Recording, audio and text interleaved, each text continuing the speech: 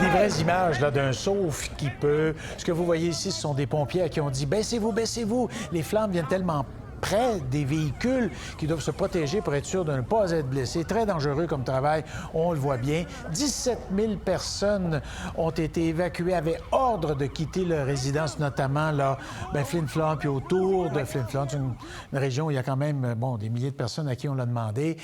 Et Flin Flon, c'est véritablement là, une ville, ça. Oui, 5 000 personnes à Flin Flon qui ont reçu l'ordre d'évacuer. C'est l'un des incendies, Marc-André, les plus préoccupants en ce moment au Manitoba en raison de l'intensité du brasier. Regardez ces images qui ont été filmées par un citoyen. Il y en a beaucoup comme ça, mais on voit vraiment l'ampleur du feu. Regardez aussi sur celle-ci, ça s'étend sur des kilomètres et ça se rapprochait dans un logement de la municipalité. Les gens qui avaient jusqu'à minuit, heure du Manitoba, pour quitter leur résidence et trouver un lieu plus sûr. Ordre d'évacuation aussi dans plusieurs communautés autochtones. Situation très inquiétante aussi à Lynn Lake, où on surveillait aujourd'hui, on aura sans doute un peu plus de détails, mais la direction des vents, on disait que ça pouvait malheureusement se diriger vers les résidences. Les gens qui ont évacué leur domicile, 400 résidents au moins qui ont trouvé refuge, entre autres dans ce centre d'hébergement. Les parcs provinciaux qui demeurent prioritaires selon les autorités locales. On parle du parc provincial Whiteshell et celui de Nopiming notamment, où on voit ici le travail des pompiers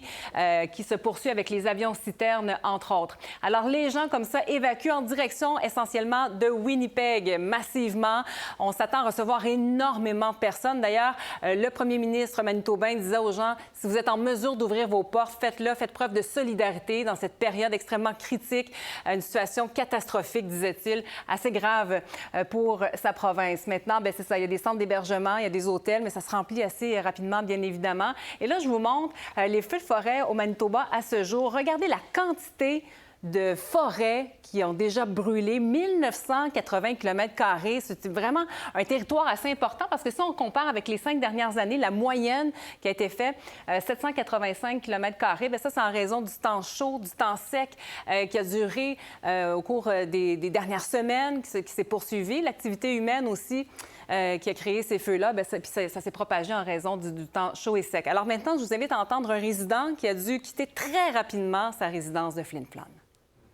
Juste avant d'évacuer, on a eu l'alerte à la radio et quand je suis rentré à la maison, j'ai eu à peine le temps de récupérer ma fille. Elle était à la garderie et ma femme est revenue de son travail. On a pris nos vêtements, 2 bouteilles d'eau et de quoi juste partir. Et en partant, on est passé juste à côté du feu.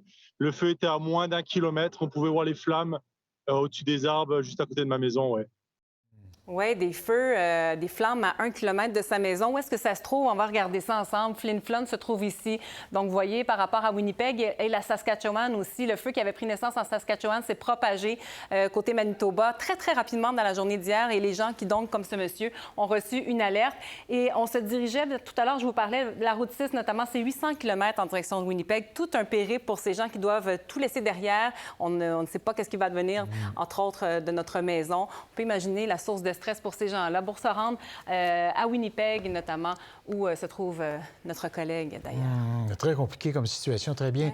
Merci, parce que vous avez remarqué peut-être sur la carte qu'il n'y a pas de chemin en ligne droite, alors il faut aller quelquefois cueillir certains de ces résidents. On va justement retrouver Éric Duhamel, parce qu'on disait, Éric, destination Winnipeg, dans ce centre d'accueil. Alors, comment se présentent les choses sur le terrain? Il faut s'organiser rapidement là, du côté du gouvernement du Manitoba. On le rappelle, Marc, on a donné l'ordre d'évacuer hier, là, en fin de journée, 17h30 là, pour l'état d'urgence dans la province. Alors, je me trouve présentement devant le tout premier centre pour évacuer qui a été organisé ici dans la capitale manitobaine. On est au nord du centre-ville. Là, c'est un aréna. Donc, vraiment, on a été avec les premières installations qui étaient disponibles. Il faut attendre à ce qu'on va multiplier là, le nombre de ce genre d'installations parce qu'évidemment, 17 000 personnes, il faut trouver des endroits pour les loger. D'ailleurs, vous pouvez le voir, l'armée du salut est sur place. Les gens qui ont dû quitter avec l'essentiel seulement, on les voit seulement avec quelques sacs ce matin arrivés ici. Alors, le premier ministre, justement, là, pour donner un peu une chance aux équipes sur le terrain qui tentent d'accueillir tout le monde, demande aux évacués de vérifier s'ils peuvent rester chez des amis ou encore de la famille là, avant de se présenter vers ces grands centres, le temps qu'on s'organise. Et justement, le premier ministre qui demande aux gens de faire preuve de solidarité.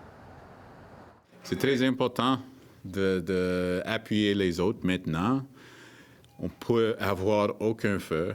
On devrait pas rendre rendre la situation plus pire.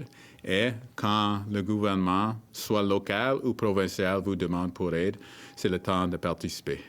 Oui, c'est vrai, Éric. Winnipeg, c'est également pas juste la capitale, c'est un point commun là, pour les communautés autochtones. Souvent, il faut passer par Winnipeg pour aller dans une autre communauté autochtone, tellement les routes, sont non existantes. Bon, il y a quand même plusieurs moyens qui ont été mis en place, donc c'est une logistique importante, 17 000 personnes. Logistique importante, oui, mais surtout, le premier ministre du Manitoba, hier, Wab Kinew, qui a parlé avec le premier ministre du Canada, Mark Carney, pour lui demander l'aide des Forces armées canadiennes. Pourquoi? Eh bien, justement, parce qu'il y a des Premières Nations qui sont situées très au nord de la province, des Premières Nations qui ne sont pas toujours accessibles par voie terrestre. Donc, on a besoin d'avions et d'hélicoptères, d'équipements spécialisés pour évacuer rapidement ces personnes. Alors, on va suivre le déroulement de la journée aujourd'hui. On va essayer de parler aussi avec des évacués plus tard aujourd'hui. Bon, mais très bien. Merci beaucoup, Éric. Pour voir nos émissions en entier, rendez-vous sur la chaîne Ici RDI.